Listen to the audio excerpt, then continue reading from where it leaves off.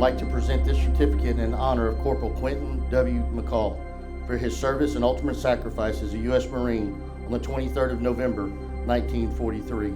It is both humbling and inspiring to be a part of his homecoming.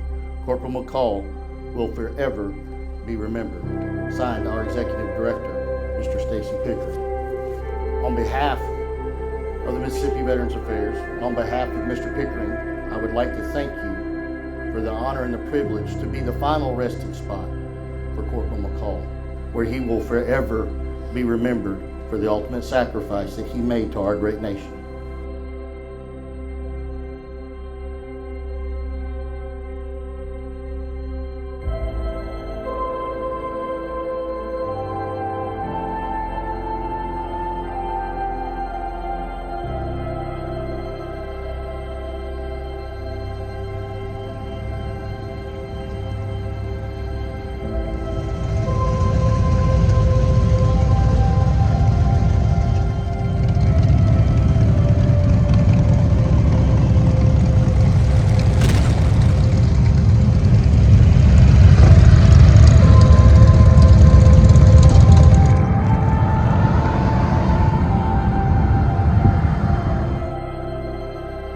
Battle of Tarawa is officially described as the most ferocious fight the Marines have ever been in. The island was conquered in 76 hours, but each hour was terrifying with violence of gunfire and the hurling of grenades.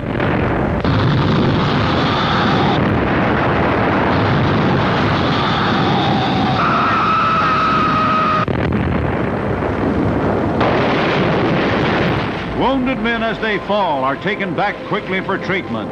Hospital work in the fighting line and under fire.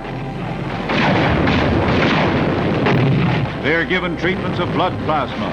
In the Gilberts, we had 2,680 wounded, and the killed numbered 1,092. Salute. Pledge allegiance to the flag of the United States of America and to the republic for which it stands, one nation under God, indivisible, with liberty and justice for all. The only thing I can remember is he was a good pitcher. They hung that mattress up on that wall, and he would pitch to it, and there wasn't nobody to catch for him, and that ball would bounce back to him about every time. He'd throw it, I reckon it's 100 miles an hour. I don't know, you couldn't even see the heads. But he was a real athlete.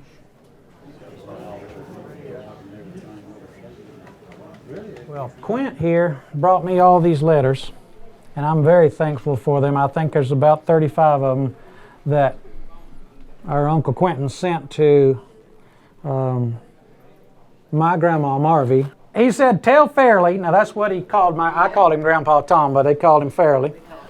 That Marvy is my grandma, his sister, and Fairley is her husband. They were married already. Tell Fairley the .45 pistol would fly almost back to my shoulders every time I fired it. And then listen to what he said after that. I really did like it.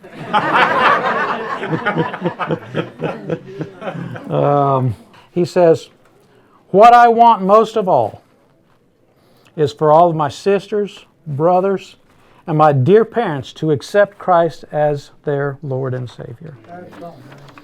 And that is who Quentin was. He lived a life that shined for the Lord, I believe, in his actions and his behavior. You know, it was one thing to talk the talk, but he walked the walk.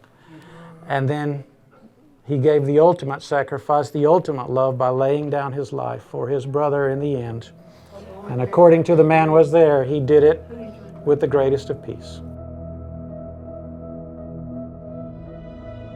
This is the letter that West wrote to my grandmother. Dear Mrs. Irwin, with the deepest sympathy in your loss and the respect in which we all held so highly for Mac, I write.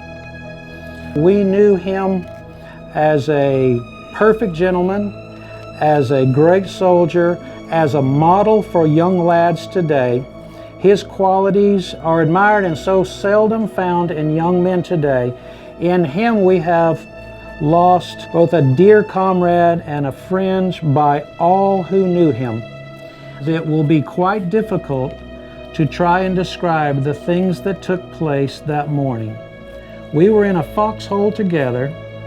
There were 6 men around us who were hurt and wounded, and we were trying to keep firing and keep those Japs from firing on the wounded men so that they might get out to the aid station. We were caught all to ourselves, and the wounded got away all right. We were left to find our own way out, get out as best we could. So we just went to work on them for earnest. Then Mac got hit. There was very little, if any, suffering at all.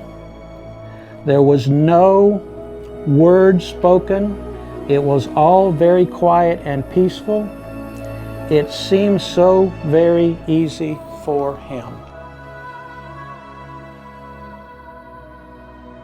We had a building, a large residential building, blow down in a storm, which opened up an area to excavate.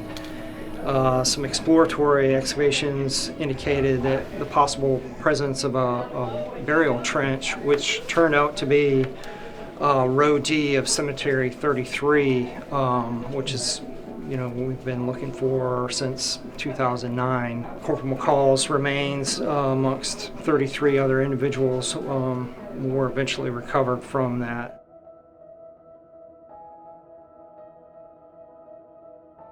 Something new that I had learned was all these soldiers around that were wounded that he was saving. These were his friends. I think of greater love had no man than this, that he laid down his life for a friend. And on November 23rd, 1943, that's exactly what our uncle did, was he laid down his life for all those Marines that were his friend.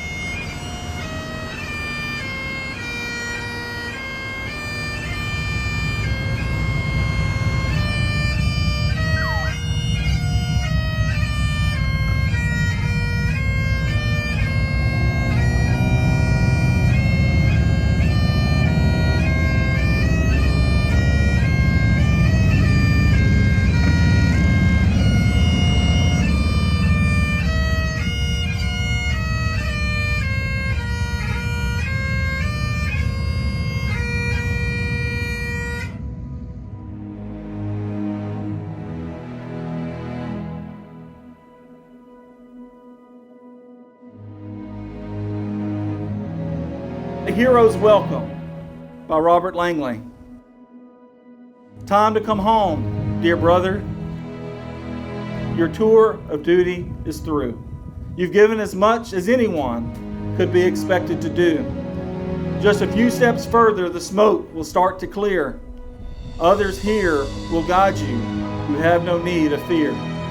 You have not failed your brothers. You clearly gave it all. And through your selfless actions, others will hear the call. So take your place of honor among who have gone before, and you know you will be remembered for now and evermore.